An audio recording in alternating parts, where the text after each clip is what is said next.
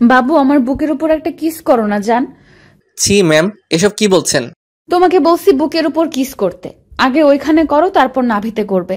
Ma'am এগুলো ঠিক না, আমি তো আপনার অফিসের সামান্য একজন কলিগ। আপনি সব কি বলছেন আমাকে? তোমাকে কিস করতে বলছি, তুমি করবে কি না? এত কথা বাড়াও কেন? তোমার আদর লাগবে আমার, তুমি করবে কিনা বলো। না মানে ম্যাম, আসলে এগুলো তো ঠিক না। আর আপনি এমন করে সবটা খুলে ফেলছেন কেন? আপনি কি উল্টাপাল্টা কিছু করতে চাইছেন? দেখেন, এমন কিছু করবেন না প্লিজ, তাতে আমার সম্মানটা নষ্ট হবে। তুমি বুঝতে পারছো না আমার আদরের নেশা চেপেছে? তুমি যতক্ষণ অবধি আমাকে আদর না করবে ততক্ষণ আমি নিজেকে শান্ত করতে পারবো না। প্লিজ আমাকে একটু আদর করে শান্ত করো ঈশান। ম্যাম এগুলো তো বিয়ের আগে ঠিক না। আর তাছাড়া আমি সামান্য একজন কলিগ, আপনি আমাকে দিয়ে এগুলো করাবেন কেন? এগুলো তো আপনার বয়ফ্রেন্ড কিংবা বরের থেকে নেবেন, তাহলে আমাকে আদর করতে বলছেন কেন? প্লিজ আপনি এগুলো বন্ধ করেন, না হলে উল্টোপাল্টা কিছু একটা হয়ে যাবে। কারণ আমি তোমাকে চাই, তোমার আদরটা চাই, আমি তোমাকে ভালোবাসি। আর তুমি আমার দিকে একটু ফিরেও তাকাও না, সবসময় কাজের বাহানা দিয়ে দূরে চলে যাও। ম্যাম, যে ভালোবাসাটা ভবিষ্যৎ নেই, আমি সে ভালোবাসাটা নিয়ে ভাবতে চাই না। তাই প্লিজ এরকম কিছু করবেন না, যার জন্য আমি নিজেকে আটকে রাখতে পারবো না। আমি তো চাই তুমি আমার নিজের উপর থেকে কন্ট্রোল হারিয়ে ফেলো আর আমাকে অনেক বেশি আদর করো, এত বেশি ভালোবাসো। প্লিজ একটু কাছে আসো বাবু, দেখো আমার নাভিটা কতটা কিউট। তোমার না এই জায়গাটা অনেক পছন্দ, কতটা হট, দেখো এই জায়গাটা। কি বলছেন ম্যাম এসব আপনি? আর এগুলো খুলছেন কেন? প্লিজ শাড়িটা পরে নিন। আপনি এগুলো খুলবেন না, তাহলে কিন্তু অনেক সমস্যা হয়ে যাবে।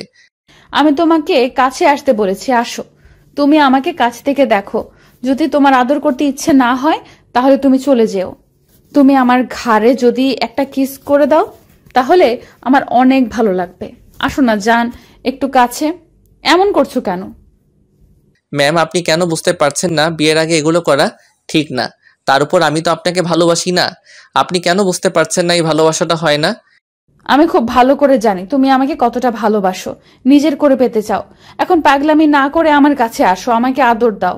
অনেক বেশি ভালোবাসা লাগবে আমার। তুমি অন্য কারো নয়, শুধু আমার। আমি শুধু তোমাকেই চাই, আর কাউকে নয়। আমি তোমার ভাগটা অন্য কাউকে দিতে পারবো না। তুমি আমার কাছে আসো আর এক্ষুনি আমাকে অনেক আদর করে দিবে, না হলে কিন্তু খুব রাগ করবো আমি। ম্যাম আপনি এসব কি বলছেন? আমি আপনাকে ভালোবাসলাম কবে? আর আমি কোনো পাগলামি করতেছি না, পাগলামি আপনি করছেন। বিয়ের আগে যেখানে এগুলো করা সম্ভব না আর এসব করা অন্যায়, সেখানে আপনি এগুলোই করতে চাইছেন। আর আমি আপনাকে কোনো আদর টাদর করতে পারবো না। প্লিজ এগুলো বন্ধ করেন। তুমি খুব ভালো করেই জানো আমি কতটা রাগী একটা মেয়ে। তুমি যদি এখনই আমাকে আদর না করো তাহলে কিন্তু আমি অনেক বেশি কান্না করব। আর আমি জানি তুমি আমার চোখের জলটা সহ্য করতে পারো না। কেন জানি আমাকে মেনে নিতে পারছো না, আমার কাছে আসতে চাইছো না, জানি না। প্লিজ আমার কাছে আসো, একটু আদর করো আমাকে। আমি নিজেকে আটকে রাখতে পারছি না, শান্ত করতে পারছি না। তুমি অন্য মেয়েগুলোর সাথে কথা বলো, যেটা আমি মেনে নিতে পারি না। আমি তোমাকে বারণ করি, বোঝাতে পারি না। তোমাকে আমার লাইফে ভীষণ প্রয়োজন। তোমাকে বলেছি কলিগ মেয়েগুলোর সাথে কথা বলবে না, তুমি তাদের সাথেই বেশি কথা বলো। কেন বুঝতে পারো না তোমাকে ছেড়ে আমি দূরে থাকতে পারছি না? তোমাকে বোঝাতে চেয়েও বোঝাতে পারছি না যে তুমি আমার লাইফে কতটা প্রয়োজন। ম্যাম আপনি কেন পাগলামি করছেন বলেন তো? এগুলো কি ঠিক বলেন? বিয়ের আগে আপনি রাগের মাথায় এরকমটা করছেন, কিন্তু রাগটা যখন কেটে যাবে আর আমাদের মাঝে যদি হুটহাট করে এরকম কিছু হয়ে যায়, তখন আপনি বুঝতে পারবেন আমরা কত বড় ভুল করে ফেলেছি। তাই এমন কিছু বলবেন না প্লিজ, আমি এসব করতে পারবো না। তুমি খুব ভালো করেই জানো আমার মধ্যে কতটা মায়া। একটা মেয়ে পারে একটা ছেলেকে নিজের মায়ায় ফেলতে, নিজের ভালোবাসায় আটকে দিতে। তুমি চাইলেও এখান থেকে যেতে পারবে না যতক্ষণ না আমি তোমাকে যেতে দেই। আর শোনো, আমি জানি তুমি আমাকে কতটা ভালোবাসো, তাই প্লিজ ন্যাকামি করো না। আমি তাহলে সেই কষ্টটা সহ্য করতে পারবো না। প্লিজ জান, আমার কাছে আসো, একটু আদর করো আমাকে, দেখো তোমারও ভালো লাগবে। আপনার কি আমাকে দেখে এরকম বাজে ছেলে বলে মনে হয় যে আমি বিয়ের আগে আপনার সাথে এগুলো করব? তার মানে তুমি আমাকে বিয়ে করতে চাও তো? আচ্ছা ঠিক আছে, বিয়ে তো আমরা করবই, কিন্তু আগে একটু রোম্যান্স করি। এখন তুমি আমাকে একটু আদর করো, আমরা পরে বিয়ে করে নেব, কেমন? তার জন্য আব্বু আম্মুকে রাজি করাতে হবে। তাই প্লিজ তুমি এরকম করো না সোনা, একটু আদর করো আমাকে। ম্যাম আপনার কি মাথা খারাপ হয়ে গেছে? কিসব উল্টাপাল্টা কথা বলছেন? আপনি জানেন না এগুলো করা কতটা বাজে? আর বিয়ের আগে যদি এসব করি, তারপর যদি উল্টাপাল্টা কিছু একটা হয়ে যায়? উল্টাপাল্টা হবে মানে? তুমি তো এখন উল্টাপাল্টা করতে চাইছো না, তুমি সামান্য একটু আদর করতে পারছো না আমাকে। ঈশান, কিচ্ছু হবে না, বিয়ের আগে এগুলো এখন স্বাভাবিক বিষয় হয়ে গেছে। গার্লফ্রেন্ডকে তার বয়ফ্রেন্ড আদর করতেই পারে, এটা কোনো ভয়ের বিষয় নেই। তুমি কাছে আসো, আমাকে অনেক ভালোবাসো। ম্যাম, আমি আপনাকে বোঝাতে পারছি না, এটা করতে গিয়ে যদি হুটহাট করে আপনি প্রেগনেন্ট হয়ে যান তখন কি হবে? যদি প্রেগনেন্ট হইতে হবে, আমি তোমার ভালোবাসাটা আমার ভেতরে নিতে কোনো আপত্তি নেই। আমি তো চাই তোমার বাবুর আম্মু হয়ে যেতে, তোমাকে ভালোবাসতে, তোমাকে কাছে পেতে। তুমি কেন বুঝতে পারো না? ম্যাম, আপনার চিন্তাধারা দেখে আমি অবাক হয়ে যাচ্ছি। বিয়ের আগে প্রেগনেন্ট হওয়া কি একটা মেয়ের জন্য ভালো? আপনি কেন বুঝতে চাইছেন না? এটা কোনোভাবে সম্ভব না। বিয়ের আগে এসব হলে মানুষ কি বলবে? আপনাকে খারাপ বলবে। আর আমার নামে এসব উল্টাপাল্টা কথা জানাজানি হয়ে গেলে সবাই আমাকে ভুল বুঝবে। আপনি কেন বুঝতে চাইছেন না সেটা? বললাম তো আমি তোমাকে বিয়ে করে নেব। আর তুমি যদি বিয়ে না করো, জোরপূর্বক তোমাকে বিয়ে করে নেব। এখন কাছে আসো, আমাকে আদর করতে শুরু করো। যদি না করো তাহলে কিন্তু আমি সত্যিই সুইসাইড করে নিব। আর তুমি আমাকে হারিয়ে ফেলবে। সেটা কি তোমার জন্য ভালো হবে বলো? থাকতে পারবে আমাকে ছাড়া? মায়ার এমন দ্বারা কথাতে ঈশান চুপচাপ দাঁড়িয়ে রইল। তখন মায়ার শাড়ির আঁচলটা উঠিয়ে ঈশানের সামনে এসে দাঁড়ালো। তারপর ওর মুখের দুই পাশে হাত দিয়ে ওকে বুকের সাথে চেপে ধরতে ঈশান নিজেকে ছাড়িয়ে নেওয়ার চেষ্টা করলো। মায়া এবার জোর করে ঈশানের ঠোরজোড়া দখল করে নিতে গেলেই ঈশান ধাক্কা মেরে মায়াকে সরিয়ে দেয়। তারপরেও মায়া ঈশানের কাছে চলে আসার চেষ্টা করলেই তখন ঈশান ওকে দূরে সরিয়ে দিতেই ঠাস ঠাস করে ওর গালে দুইটা থাপ্পড় বসিয়ে দেয় আর বলতে শুরু করে, ম্যাম, আপনার কি কোনো কমন সেন্স বলে কিছু নেই? আপনি বুঝতে পারছেন না বিয়ের আগে এগুলো করা পাপ? তার উপর আপনি কেন বুঝতে চাইছেন না এটা সম্ভব না? যেখানে আপনি কোটিপতির মেয়ে, সেখানে আমি একটা গরিব ছেলে, কি করে হবে আমাদের এই রিলেশন? আপনাকে সেই তখন থেকে বোঝাতেই পারছি না এগুলো সম্ভব না, তারপরও পাগলামি করছেন। প্লিজ এগুলো বন্ধ করেন, আর না হলে আমাকে এখান থেকে চলে যেতে হবে। তুমি আমার গায়ে হাত তুললে? তুমি না আমাকে ভালোবাসো? তাহলে আমাকে মারতে পারলে? হ্যাঁ, পারলাম, কারণ আপনি যে পাগলামিটা করছিলেন সে পাগলামিটার কোনো মানে হয় না। আপনি নিজেও জানেন এই সম্পর্কটা হয় কখনো সম্ভব না। আমি যদি আপনাকে ভালোবেসে নিজের করেও নেই, তারপরও আপনি আমার কাছে থাকতে পারবেন না, কারণ আপনি সোনার চামচ মুখে দিয়ে জন্ম নিয়েছেন আর আমি একটা গরিব ঘরের ছেলে। আমি কি করে আপনাকে ভালো রাখবো বলতে পারেন? আপনি পারবেন না আমার ওই ভাঙা ঘরে গিয়ে থাকতে। তাই এরকম পাগলামিটা আর কখনো করার চেষ্টা করবেন না, তাহলে আমি এখান থেকে অনেক দূরে চলে যাব। তুমি যদি এরকম কিছু করো তাহলে আমার সুইসাইড করা ছাড়ার কোনো উপায় থাকবে না। আমি তোমাকে প্রচন্ড পরিমাণে ভালোবাসি। তোমাকে হারিয়ে আমি বেঁচে থাকতে পারবো না। তুমি শুধু আমার ভালোবাসাটাই দেখেছো, কিন্তু রাগটা দেখোনি। আমি 1 সপ্তাহের মধ্যে তোমাকে বিয়ে করে নেব। তুমি আমাকে যতটা আঘাত আজকে করলে না, এর জন্য আমি তোমাকে অনেক শাস্তি দেব, তাও সেটা রোমান্টিক। তুমি ভয় পেও না, কারণ আমি তোমাকে প্রচন্ড পরিমাণে ভালোবাসি। তোমাকে ছাড়া কখনো থাকার কথা কল্পনা করতে পারি না। ম্যাম, আসলে আপনি পাগল হয়ে গেছেন, না হলে এসব উল্টাপাল্টা কথা বলতেন না। আপনি নিজেও জানেন এটা কখনো সম্ভব না, তারপরও পাগলামি করছেন। আপনাকে আমি বোঝাতে পারতেছি না যে এই সম্পর্কটা হওয়া কখনো সম্ভব না। আমি ভুল যে আপনাকে বোঝাতে আসছি। ঠিক আছে, আমি এখান থেকে চলে যাব। তাহলে তো আপনি ভালো থাকতে পারবেন, সেটাই না হয় হোক। ঈশান, আমি তোমাকে শেষবারের মতন বলে দিচ্ছি, তুমি যদি ভুলেও আমাকে ছেড়ে যাও না, তুমি সত্যি আমাকে হারিয়ে ফেলবে, সারা জীবনের জন্য হারিয়ে ফেলবে। সেটা কি খুব ভালো হবে বলো? ঈশান মায়া ম্যাডামের কথার কোনো জবাব না দিয়ে তাড়াহুড়া করে অফিস থেকে বেরিয়ে গেল। এই ঘটনার পর 2টা দিন ঈশান আর অফিসে আসলো না, যার জন্য মায়া প্রচণ্ড পরিমাণে টেনশন হচ্ছিল। ও ভাবতেই পারছে না ঈশান কেন ওর সাথে এমন করছে। মায়া খুব ভালো করেই জানে ঈশান ওকে কতটা ভালোবাসে, যার জন্য মায়া নিজে থেকে ওর ভালোবাসার ডাকে সাড়া দিয়েছিল। কিন্তু ঈশান ওকে অস্বীকার করছে, কারণ ও ভবিষ্যৎ নিয়ে ভেবেছে।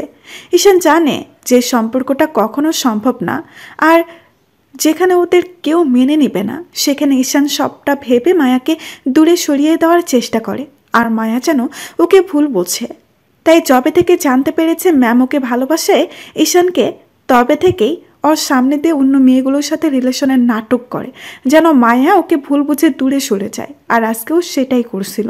তখন মায়া ওকে রুমে ডেকে নেয়, তারপর রুমের দরজাটা আটকে দিয়ে এরকম কিছু বলতে শুরু করে। আর তারপর যেটা হলো সেটা তো আপনারা জানতেই পারলেন। 2টা দিন ঈশান অফিসে আসলো না। ভাবলো এই অফিসে থাকাটা আর ঠিক হবে না, তাতে হয়তো দিন দিন মায়ার পাগলামিটা আরও বেড়ে যাবে। তাই ঈশান অনেক সিদ্ধান্ত নিয়ে একটা রিজাইন লেটার লিখে 2য় দিনের মাথায় অফিসে আসে। তারপর পিয়নকে রিজাইন লেটার দিয়ে সেখান থেকে চলে যায়। একটু পর মায়া যখন অফিসে আসে তখন পিয়ন ওকে লেটারটা দিলেই মায়া লেটারটা পড়ে তখন অনেক বেশি অবাক হয়ে যায়। তারপর বুঝতে পারে ঈশান ওকে দূরে সরিয়ে দেওয়ার জন্য এরকমটা করছে। মায়া ঈশানের এমন কাছে প্রচণ্ড পরিমাণের কষ্ট পায়, যার জন্য কান্না করতে শুরু করে। তারপর সেদিন মায়া কান্না করতে করতে বাসায় গিয়ে রুমের সব কিছু ভাঙচুর করতে শুরু করে। তখন ওর আব্বু আম্মু বিষয়টা জিজ্ঞাসা করলেই মায়া সবটা বলে দেয়। আব্বু আম্মু প্রথমে মানতে চাইছিল না, তখন মায়া বলে, আমি যদি ঈশানকে হারিয়ে ফেলি, আজকের দিনের মধ্যে যদি আমাকে ওর সাথে বিয়ে না দাও, তাহলে আমার থেকে খারাপ আর কেউ হবে না। দেখো, আমি ওকে ছাড়া থাকতে পারবো না। ওকে অনেক বোঝানোর চেষ্টা করেছি, এখন আর তোমাদেরও বোঝানোর চেষ্টা করব না। তোমরা টাকা পয়সা আর সম্মানের কথা ভেবে যদি ওকে আমার থেকে দূরে সরিয়ে দেওয়ার চেষ্টা করো না, তাহলে আমি সুইসাইড করে নেব। এখন তোমরা ঠিক করো আমার বিয়েটা দিবে কিনা। মামনি, তুমি পাগলামি করো না, আমি দেখতেছি কি করা যায়। আর তুমি একটু শান্ত হও। তুমি এই বিষয়টা আমাকে আগে বললেই তো আমি বিষয়টা ভেবে দেখতাম। এখন তো বলেছি, এখন তুমি সবটা হ্যান্ডেল করবে। যদি আজকে রাতের মধ্যে আমি ঈশানকে স্বামী হিসেবে না পাই, তাহলে আমি নিজেকে শেষ করে দেব, আর সেটা হবে শুধুমাত্র তোমার জন্য। মায়ের আব্বু তখন ঈশানের বাসায় চলে যায়। তারপর গিয়ে ওর আব্বু আম্মুর সাথে কথা বলে, কিন্তু ঈশান এ বিষয়ে কিচ্ছু জানে না। ঈশান বাসায় আসলে মায়ার আব্বু ঈশানকে জোরপূর্বক কাজী অফিসে নিয়ে যায় কয়েকটা লোকের মাধ্যমে। তারপর কাজী অফিসে আসতেই দেখে মায়া কাজী অফিসে বসে আছে।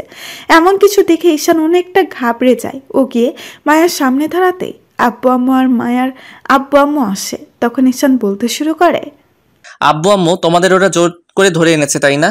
ম্যাডাম, আপনি এরকমটা কেন করছেন? জোর করে কি আপনি আমার ভালোবাসাটা পাবেন বলেন? আরও আমার কাছে আপনি অনেক খারাপ হয়ে যাবেন। বাবারে, আমি মায়ার বাবার সাথে কথা বলেছি। মায়ার বাবা প্ল্যান করে এমনটা করেছে। তোকে বললে তুই সহজে রাজি হতি না। আর মায়া প্রচণ্ড পরিমাণে পাগলামি করছিল। আজকে তোকে না পেয়ে তুই নাকি অফিস থেকে রিজাইন দিয়ে আসছিস। সেজন্য সুসাইড করতে গেছিল। তোকে না পেলে নাকি নিজেকে শেষ করে দিবে বলছিল। ওর আব্বু অনেক রিকোয়েস্ট করেছে, এমনকি আমার হাত পায়ে ধরতে গিয়েছিল। তুই মেয়েটাকে বিয়ে করে নে। আমি জানি তুই ওকে ভালোবাসিস। দেখ কি হবে সেটা পরে দেখা যাবে। মায়া বলেছে আমাদের কাছে কখনো কিছুই চাইবে না, আর তুই যেটা বলবি ও সেটাই শুনবে। তুই এখন প্লিজ পাগলামি করিস না। তুই রাজি হবি না ভেবেই মায়ের আব্বু তোকে জোরপূর্বক এখানে উঠিয়ে এনেছে। আর মায়া বলেছে আজকের মধ্যে তোকে না পেলে নিজেকে শেষ করে দেবে। নিজের ভালোবাসার মানুষের এরকম একটা কথা শুনে ঈশান চুপ করে রইল। কাজী এর মাঝে মায়াকে কবুল বলতে বললে মায়া কবুল বলে দিল। মায়ার আব্বুর রিকোয়েস্ট করতে ঈশানও বিয়েটা করে নিল। সাথে সাথে মায়া ঈশানকে চাপটে জড়িয়ে ধরলো আর কান্না করে দিল। তখন ঈশান ওকে আলতো করে জড়িয়ে ধরে মাথায় হাত বুলাতেই লাগলো। সবাই কাজী অফিস থেকে বেরিয়ে গেল। তখন ঈশান বলতে লাগলো, আর কত পাগলামি করবেন বলেন তো? কম তো করলেন না, আর শেষ পর্যন্ত আজকে জোর করে উঠিয়ে এনে বিয়েটা করলেন। তাহলে সেদিন ঠিকঠাক ভাবে আমাকে আদরটা করলেই হতো। এতদিন আমরা প্রেম করতাম, আজকে জোরপূর্বক তোমাকে বিয়েটা করতে হতো না। তুমি আমাকে একটুও ভালোবাসো না, তাই না? আচ্ছা ঠিক আছে, আমি আর কখনো তোমার কাছে ভালোবাসাটা চাইবো না। শুধু তোমাকে দূরে হারিয়ে যেতে দিব না বলি বিয়েটা করলাম। তুমি আমাকে যত পারো কষ্ট দাও, তারপরও আমাকে ভুল বোঝো না প্লিজ। বিয়ে যেহেতু করে ফেলেছি, একটা না একটা সময় তো মেনে নিতেই হবে। কেন এখন মেনে নেবে না? নাকি তুমি আমাকে ভালোবাসো না? বলো। বাসি তো, অনেক বেশি ভালোবাসি। কতটা ভালোবাসো? মায়ার কথাতে ঈশান ওকে ছাড়িয়ে নিয়ে তারপর ওর ঠোঁট নিজের দখলে নিল। 10 মিনিট পর ছেড়ে দিয়ে তারপর ওকে বুকের সাথে জড়িয়ে ধরে বলল, এই তো এতটা। আই লাভ ইউ পাগলটা। আই লাভ ইউ টু পাগলি।